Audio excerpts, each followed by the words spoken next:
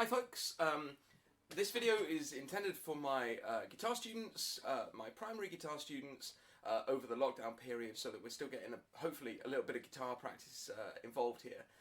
That was a piece called Soledad by Stefan Oza.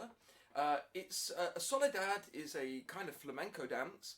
I think that in this case it's a misnomer because this is actually a bolero, which is a totally different kind of dance, South American dance. I don't think it's actually a Soledad, even though it's called Soledad. But there we go, a little bit of music to start us off. Now, in this particular video, I'm going to do four things. I'm going to do a quick demonstration of rest stroke, and that is for the grown-ups to see, really. Okay, so hopefully the grown-ups can have a look at exactly what it looks like, so that when the students are practicing, they can just have a quick look and check if they've got that basic rest stroke technique down to a T. And then we've got three other things today. We've got three pieces. We've got Going Gaga, which is for everyone to try. We've got Piccolinto, which is for most of my students to try. I think I've got about four that aren't quite yet advanced enough to try that. And then I've got another piece, I can't remember the name at the moment, for just my most advanced students, which I think there are about four, again, that fall into that category. I'm going to keep this editing to a minimum here on the video to keep my time spent making it down as much as possible. But really what this is intended for is for my students to have a look at this before the first online lesson, and then to use it to help them practice after that one, okay? So that hopefully by the time we get to our first online lesson, you've seen this, and then whichever bit you're going to be working on, you'll have seen what it is before we get to it in the lesson, hopefully tried it. Even if you've not been very successful with your try, hopefully you've had a little try at it, and then hopefully we can maximize the time for that online learning that we've got, okay? Now, in just a moment, I'm going to switch to a second camera, and I'm going to use the second camera. I apologise now, it'll be a bit bumpy and everything, because I'm just going to hold it in my hand, and I'm going to point it here where my eyes look, so that you can see what this rest stroke technique is, okay? So roughly speaking, from the front, we're going to have, and all the students have done this, they all know this, but most of them haven't got it quite off to a perfection just yet. We're going to have our thumb on this bass string, the low E string. It's the one closest to the ceiling, but we call it the low string because it makes the lowest sounds. We're going to use our technique on the G string to begin with today. We're going to have two fingers, index and middle finger, on the plucking hand here. That's the right hand for most people. I've got one pupil who's left-handed. And we're going to put them both on the D string. That is the last of the metal strings on our guitars.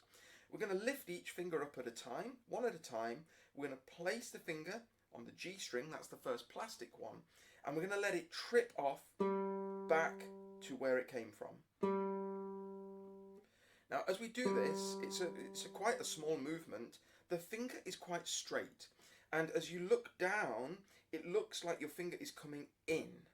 It doesn't go up or out, it comes in. And this is just the index finger I'm using now, and we're going to do the same with the middle finger.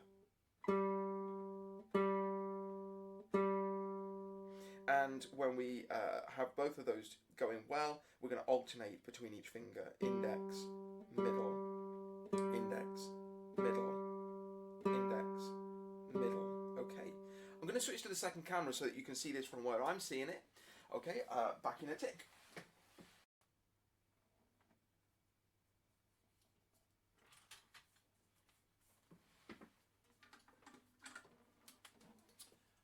Okay, here we go with my second camera here. So I'm pointing this roughly where I'm looking when I look at the guitar. This is the kind of view that the students should have, actually. One thing that you see students do a lot of is they lean the guitar like this so that the guitar is looking at them. That's not what we want. We want to have the guitar upright, and then when we want to look at the guitar, we want to look over the guitar. Incidentally, a little mention about seating position here. I'm sitting gypsy style. This is how the flamenco players sit. This is my preferred stance. But what you want to do when you sit gypsy style like this is you want the guitar neck to be pushed away from you. You can kind of see that in that front view that I'm pointing to there. I keep looking across at my screen here to check what you can see. That gives your left elbow or your fretting hand elbow lots of space. If you try and hold the guitar with the neck in here, you end up with your elbow very crunched into your side. It makes it much more difficult. So here we go, we've got a decent sit here, as I say, sort of gypsy style. That's different from classical style. I'll show you classical style in just a moment. And I've got my neck pushed out here, so I would be able to use my left hand very well if I wanted to. And I can't control this. I'm just pushing the camera a little bit forward so that you can kind of see the face of the strings here. Okay, that's slightly different from what I can see. I can actually see slightly behind the strings with this string. I can see that behind the bass string, but I'm pointing it so that you can see the other way. So back again, my thumb is resting here on this E string, the low E string. Again, it's the one closest to the ceiling, but we call it the low string because it makes the lowest sounds. My two fingers are resting on the D string here. That is the last of the metal strings. You can't see that very well. And I'm going to be lifting up one finger at a time, placing it on the G string, the first plastic string, and I'm going to let it trip back to where it came from. And you can see that my finger is quite straight.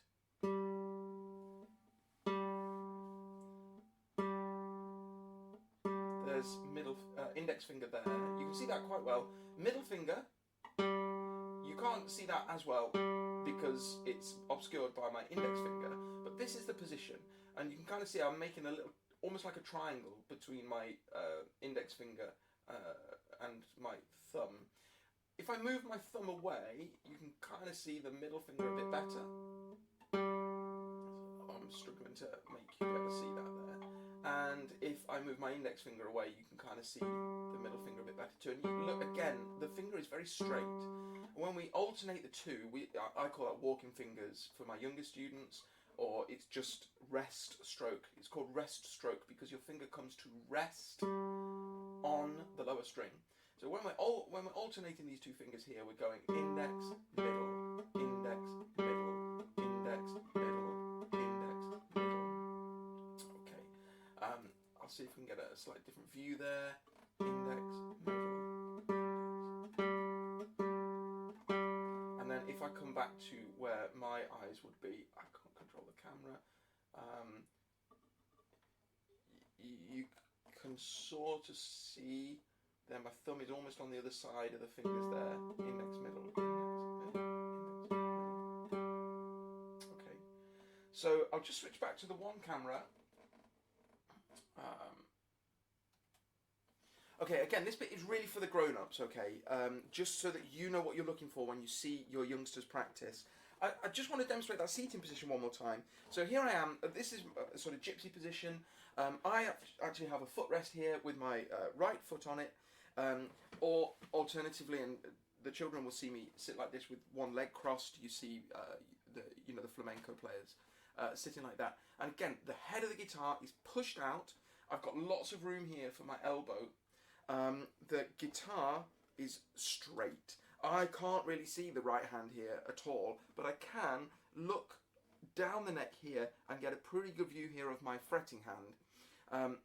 So the things to just point out to your youngsters if you see them doing this is if they are tilting the guitar so that they can see the guitar.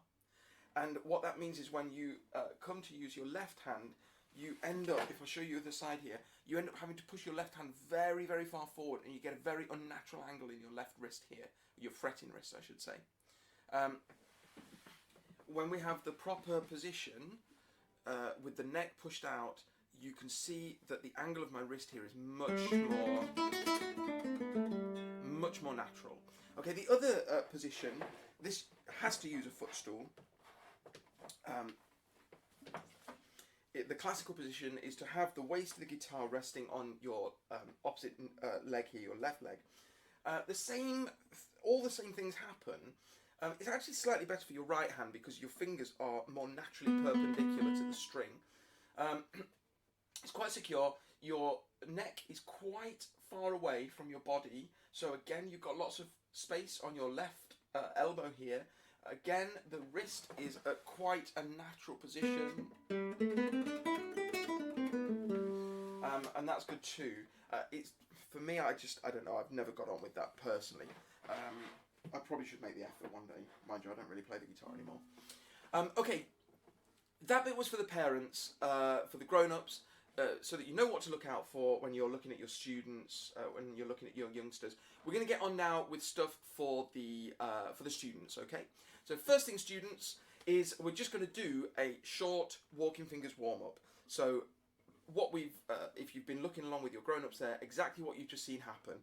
Thumb on the bass string, fingers on the D string, and just play for me on the G string like this. And the rhythm is going to be 1, 2, and 3.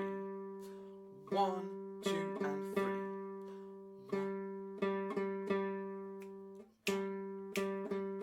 Okay, just simple. Let's do that one more time together, please. 2, 3, 4. 1, 2, and 3.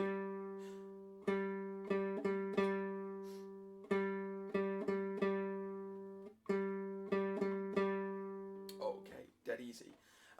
Next, I'd like to use the A as well. So this is still, the right hand is going to be exactly the same. It's going to be on the G string, and you're going to use your left hand. Just before you do this, just make a pinch for me with your thumb here and your middle finger. Just pinch those together, and then we're going to release that pinch, and we're going to put the guitar neck in between it, so that when you pinch down on the string, your finger is going to be exactly opposite your thumb. So your thumb is here in the middle of the neck. You can probably, I think you can see that roughly there. And we're going to use our second finger, which is your middle finger on your left hand, and it's going to be on the 2nd fret of the G string. You've all played this before, you all know what's going on, and let's hear that rhythm again. So get your thumb set up, get your fingers set up, and we're going to play on the G string again, but we're going to hear the note A, because that's the note that we're using with our left hand. And it's going to go 1, 2, and 3. 1, 2, and 3. 1, 2, and 3. 1, 2, and 3. Okay, easy. Let's do this one more time. We're going to start on the note A, but I'm going to shout out when we're going to swap to a G as well. Okay, it goes A to G, G, G again, back to A. Okay, we're going to do that again in a moment. When you release the second finger so that we hear the open G string, make sure you don't move it away too far. You don't need to move it away big time like this. You just need to let the pressure off the string and move it away from the string, but keep it there so that you're ready to play the A again. One more time on that, starting on A. 2, and 3, and 4. G, G, A. Okay, we're going to do that one more time, and this time we're going to have some accompaniment. Okay, 1, 2, 3, 4. G, G again. A. Notice, and this is a point for grown-ups too, when I play the accompaniment, my right hand technique does change. It goes away from the rest stroke. That's correct, that's absolutely fine. But your students should still be using the rest stroke technique. One last time on that before we go on to our first piece. 1, 2, start on A, G, G again, A. Jolly good. Okay, let's have a look at our first piece. Actually, I'm just going to put an edit point in here just in case anything's gone wrong so far on the video. Back in half a tick. Sorry about that, folks. Nothing went wrong. I'm doing that because yesterday I did this. This is the second time I'm doing it all, and yesterday, for some reason, the audio glitched and it transcoded in. It seemed to transcode in a different frame rate to the video, and it resulted in everything being like a minor third lower than it should be. It was very strange. Anyway, here we go. We're going to do Going Gaga. Now, this piece, there are some of my students that this will be very easy for. I still want you to have a go at it though, because it's great to drill the basics. It's great to just give us practice at just reading exactly where these notes are. So Going Gaga, there's a PDF coming out on the emails. You should have that already. If you haven't, there's a PDF in the description of this video as well. a link to the PDF, I should say. So this isn't too difficult. It just uses G's and A's. So just take time to look at the sheet here, and please notice that in the first bar there are 4 notes. Pardon me. They're all on the same level. They're all with a line going through them. And you can see that they're all with the same line going through them. So they're all the same pitch, okay? They're all the same height. And actually the note that signifies for us is a G. So the note we're playing in the first bar is a G, okay? We've got 4 of them, as you see. In the second bar, I hope I'm pointing that right. Here we go. I hope you can see that the ball of the note goes higher. And so we play a higher note. And actually the note that we're going to play there is A. So it's just the same 2 notes that we've just been playing a moment ago. And your challenge here is to see if you can spot when it changes between the 2. The G, the lower note, and the A, the higher note. Okay, I'm going to play this to you a couple of times. Oops. There we go. Okay, hopefully that doesn't fall off. So it's going to sound like this. I'm going to go slowly, and I'm just going to play the tune. It doesn't sound that interesting. I am aware of that. I apologise. It's going to be better with the accompaniment. So it goes like this. G.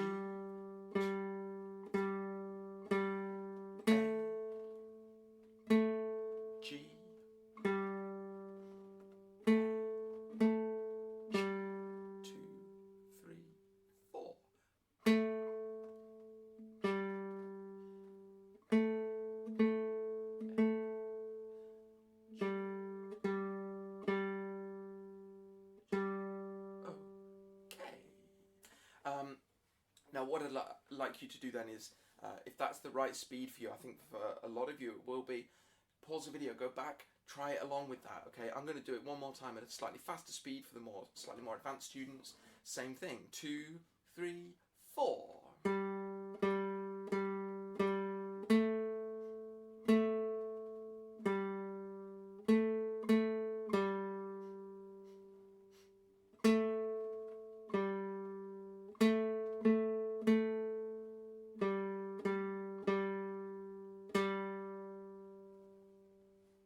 Okay, I'm going to play the accompaniment twice now, first slowly, then a little quicker. So here is the accompaniment. I don't know what this is going to sound like yet. I'm going to make this up as I go along, so it could be anything. It could go wrong. If it goes wrong, I promise I'll leave it in so you can see. So here we go, starting on G. 1, 2, 3, nice and slow. G.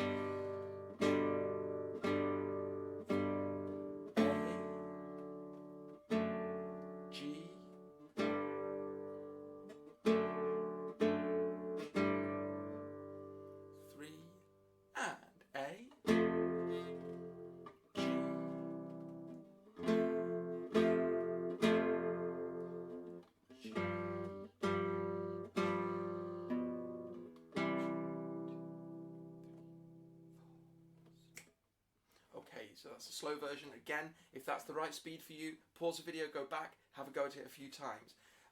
Here it is at a slightly faster speed for those other pupils. So 1, 2, 3, 4.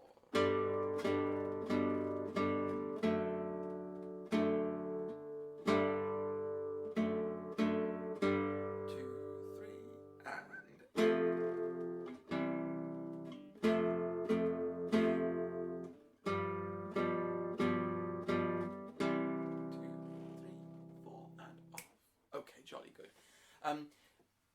Incidentally, like I said before, if you try this and your tries you think are not that successful, it doesn't matter. But if you kind of tried it, get to the first online lesson with some questions. The more advanced students might be able to get to that lesson and say, yes, I've done it. It sounds like this. That's great. If you tried it but you can't quite work out what's going on, it's no problem. But at least you know what you need to ask, what we need to work on during that time. Okay. Let's move on. Let's have a look at piccolintu. This is kind of a little joke of mine. Piccolintu is Finnish. It means little bird. This is a tune. It's a very famous tune. It's got a few names. Some people call it Little Bird. Some people call it German tune. And I thought it was funny to name it in Finnish. My wife's from Finland, that's why. Okay, so I'm going to play this a couple of times. Same thing. I'm going to play it slowly. I'll mix it up actually, I'll do it slowly, then I'll do the accompaniment slowly. then I'll do it fast with the accompaniment fast, and then I'm going to work just on the first line, okay? Then I'm going to break the first line down. So here we go. Here it is slowly.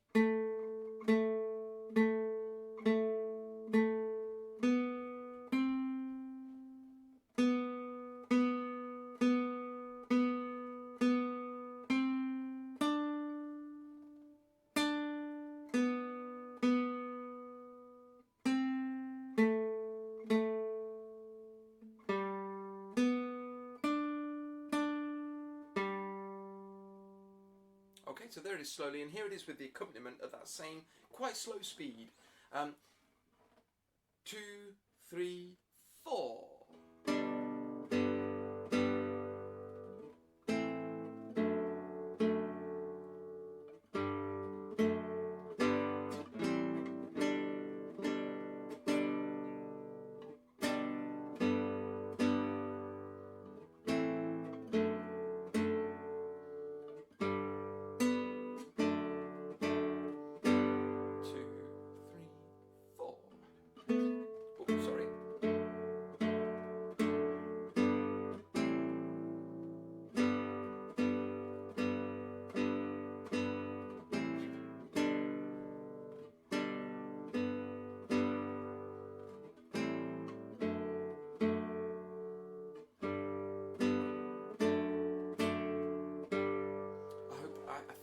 Rushed there slightly. I apologise if that's true.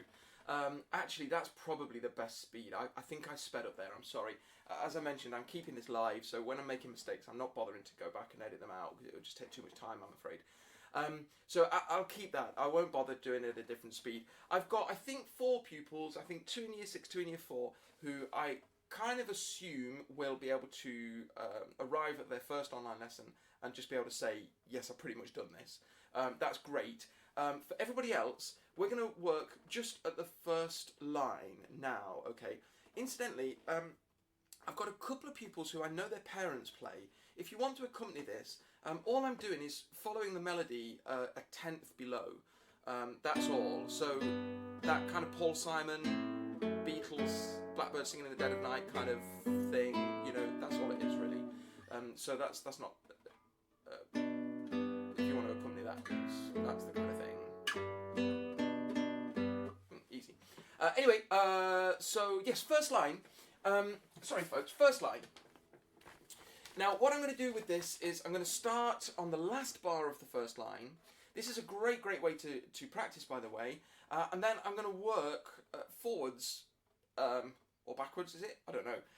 Until we're playing the whole of the first line. Okay? So this is different from what a lot of people would do, which is a lot of people would start at the first bar, play the first bar, then add the second, etc. I'm going to play the last bar, then add the penultimate bar, then add the anti-penultimate bar, and then add the first bar.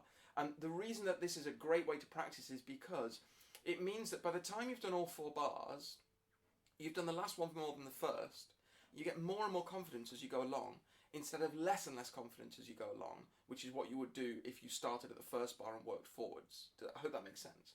So the last bar here, what we've got 3 notes. Some of you will know what that is already, but some of you I'll need to remind. And it's a D, okay, it's a D. And we're going to find the D on the 3rd fret of the B string, okay? So again, for those of you that need reminding, the B string is the middle of the plastic strings, okay, here it is. And the D string, the D is on the 3rd fret, okay? So we're using our 3rd finger, that's my ring finger as you can see, 3rd finger on the 3rd fret to play a D. And the rhythm is going to be like this. D, D, D. I'll do it one more time. 3, 4. D, D, D. So that's nice and easy. Nice, easy way to start. Okay, let's add the penultimate bar. Here it is. Now this is the hardest bar in the line. Maybe the hardest bar in the piece, actually, now I think about it. Yeah, I think we can call it the hardest bar in the piece. And it's got 4 notes, and they're all different. And it starts on the G, we know that well by now. G, A, go to open B, C, D for the last bar. So G, A, B, C, D, D, D. I'll go through that slowly. So again, for those that need reminding, the G on the open string, that's the first of the plastic strings. The A, 2nd fret, 2nd finger, goes to the B, that's the next open string. C is 1st fret, 1st finger, and then D, the last bar, 3rd fret, 3rd finger. I'll do that a couple of times. So here it is starting on G. 3, 4.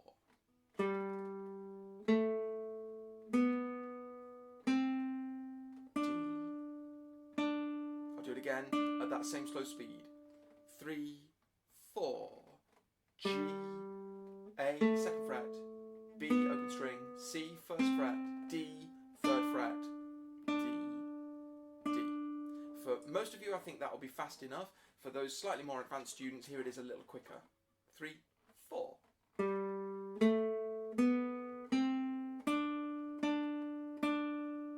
Okay, let's go to the second bar. I won't point to it on the copy, have a look at that yourself. Now this, we've got 3 notes in here, as you can see. The first one is different from the second 2, or the last 2 I should say, I suppose. The first one is C on the 1st fret with the 1st finger on the B string. And the second one is A. The third one is the same, it's A again. So we're using 1st finger followed by 2nd finger. 1st finger on C followed by 2nd finger on A.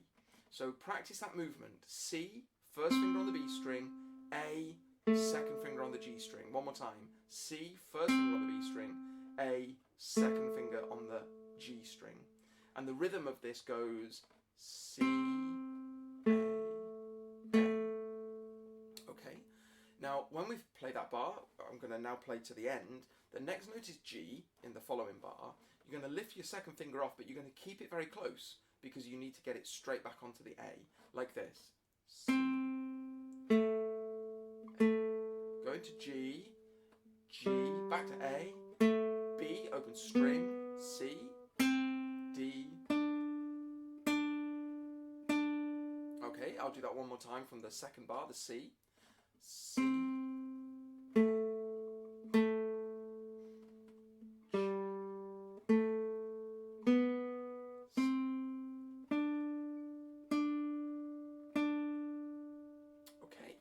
and next we go to the 1st bar. Actually, this 1st bar now is going to be quite easy compared to what we've just been doing, and it's going to go D, B, B. So the D, 3rd fret on the B string, 3rd finger, and then going to B, open string. And when you play that open B, you need to be thinking ahead, because the next note is going to be C, 1st finger, so you need to be thinking ahead, getting that ready, okay? It's not enough to play the open B and think, yes, I've got there. You need to always be thinking ahead. So I'm going to play the whole of that line. I'm going to try and keep it as slow as I can. So from the D, 3, 4.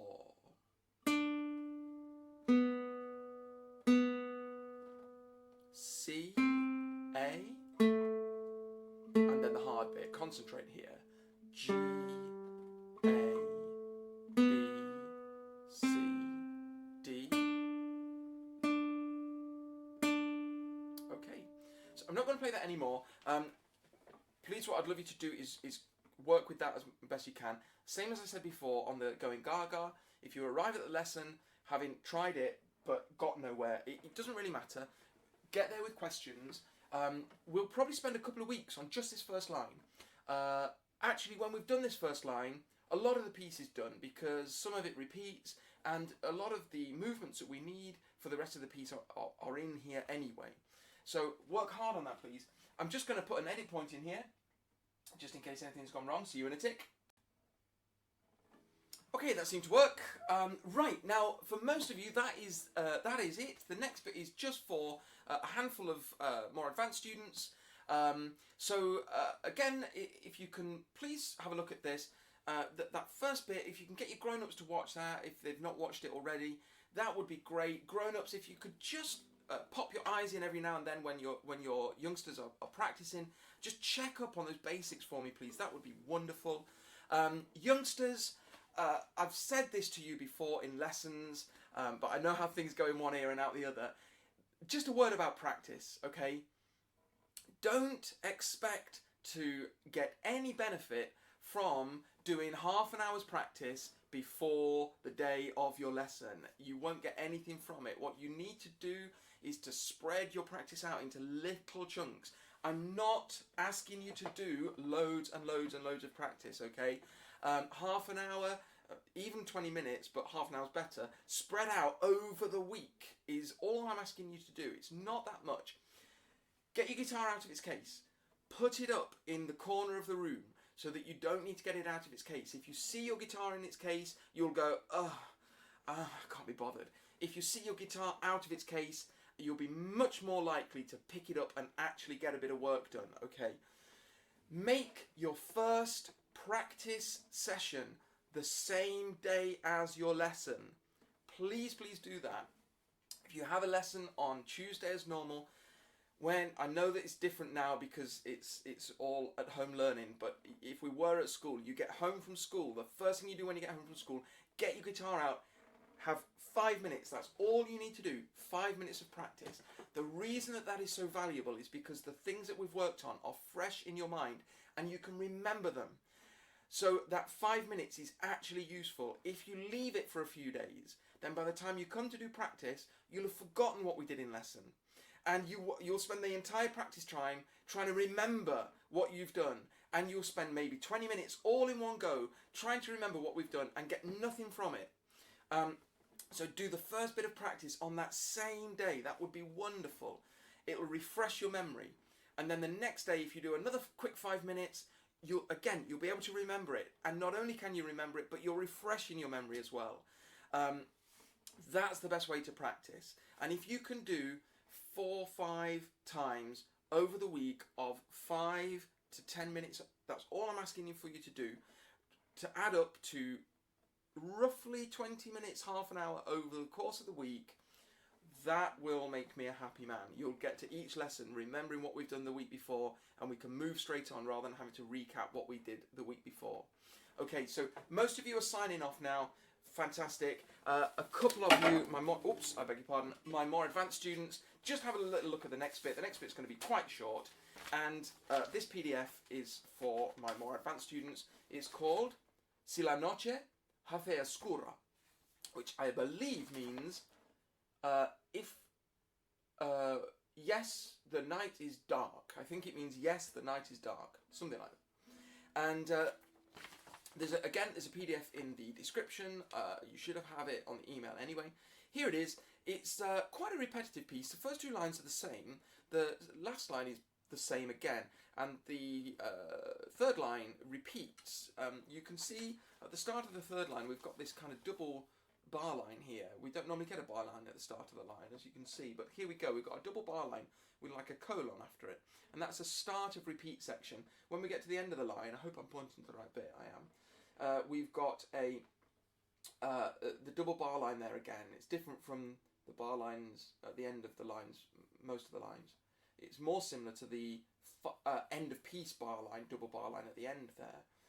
Here it is, and it's got the colon before it, as you can see, and it's a repeat mark, and it throws us back to the beginning and asks us to do the line again. So when we come to the third line, we're doing that twice. And you've just got 4 lines of music here. Actually, the original copy that I have has 8 lines, but they're grouped into sets of 2. And the reason is because this is actually a duet. Okay, so we're going to work on this remotely, but when we come back to in real life lessons, we'll be playing this as a duet where you're playing the bit that you've learned, but I'll be playing something completely different. And it will sound wonderful, I hope. It sounds like this. I'm not going to work on this at all. I'm just going to play it to you so that you can hear it, and I'm going to hope that you can have a little look at that yourselves, okay? It goes like this.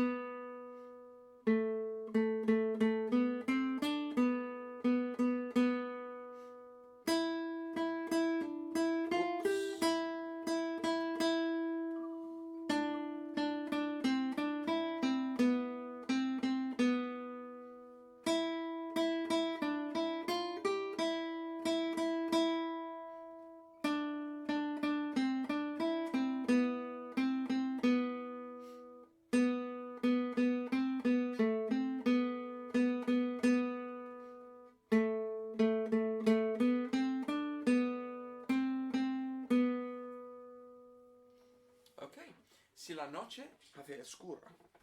Very nice, I like it. Okay, folks, so listen, we're going to finish at that. I will look forward to seeing you lot for your first online lesson in a day or two. I hope you've had a chance to work with this. I hope you've got in mind a few questions, any sticking points, anything that you'd like to work on in lesson. Please be ready to go at the start of the lesson, and I look forward to seeing you. Okay, Mr. Burton signing off. See you later, folks. Bye-bye.